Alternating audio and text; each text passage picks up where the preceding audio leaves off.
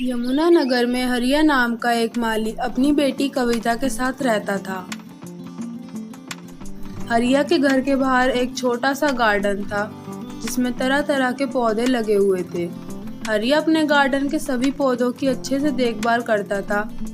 इन्हीं पौधों को ले जाकर वो शहर में बेचता था और जो रुपए मिलते थे उनसे अपने घर चलाता था।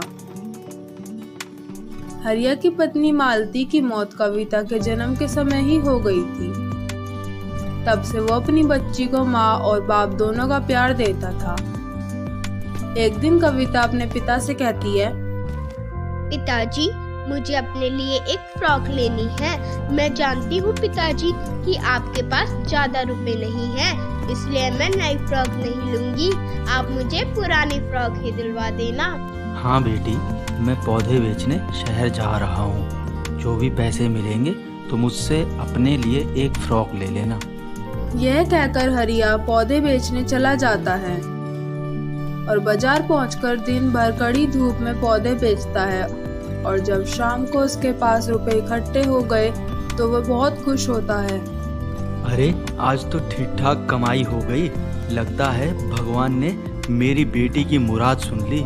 अब तो मैं उसको पुरानी की जगह नई फ्रॉक भी दिलवा सकता हूँ। ये बात सोचकर हरिया बहुत खुश हुआ और अपने घर की तरफ चलने लगता है। तभी रास्ते में हाथ में बंदूक लिए एक आदमी हरिया के सामने आ जाता है और उस पर बंदूक तान देता है। सुन बे, जो भी माल तेरे पास है चुपचाप निकाल कर रख दे, नहीं तो तेरे भेजेगा तरबूज बना दूंगा।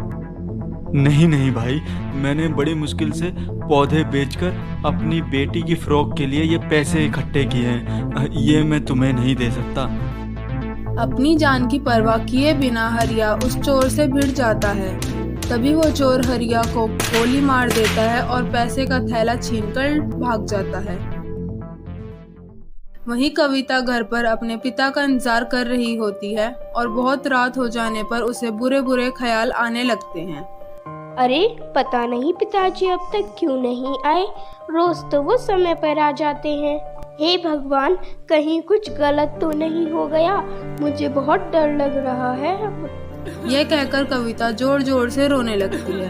तभी वहाँ एक पुलिस वाला आता है और उससे कहता है, बेटी, क्या तुम्हारा नाम कविता है? हाँ अंकल, कहिए क्या बात है। कविता, तुम्हारे पिता हरिया को शाम को एक लुटेरे ने गोली मार दी और उनकी मौत हो गई बेटी। पुलिस वाला वहाँ से चला जाता है और कविता जोर जोर से रोने लगती है। अब मैं क्या करूं? मेरा तो इस दुनिया में कोई और भी नहीं है। पिताजी के बिना मैं कैसे जीऊंगी?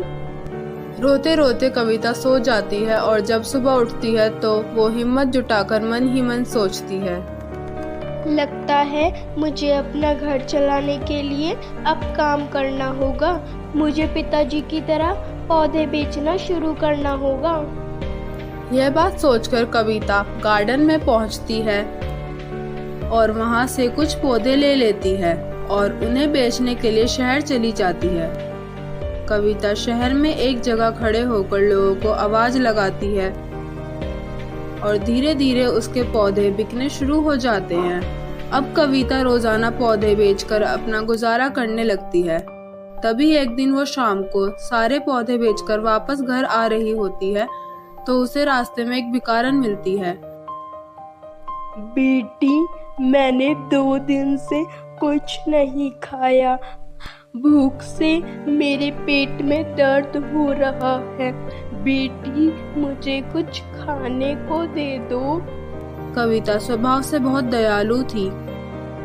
भिखारन को देखकर वो अपनी दिन भर की सारी कमाई उस भिखारन को दे देती है। ये लो आंटी, पैसे हैं, आप इन्हें रख लो, ये आपके काम आएंगे। यह कहकर कविता रुपये की पोटली उस भिखारन को दे देती है और घर की तरफ चलने लगती है। तभी वो भिखारन कविता को आवाज देती है, बेटी, तुम बहुत दयालु हो। मैं भिखारन नहीं हूँ, मैं एक परी हूँ और आज सुबह से यहाँ खड़ी हूँ, लेकिन मेरी किसी ने मदद नहीं की। मैं देखना चाहती थी कि इस गांव में सबसे दयालु कौन है। मैं बहुत खुश हूँ। ये लो जादुई पौधा। इस पौधे के गुण मैं तुम्हें अभी नहीं बताऊंगी।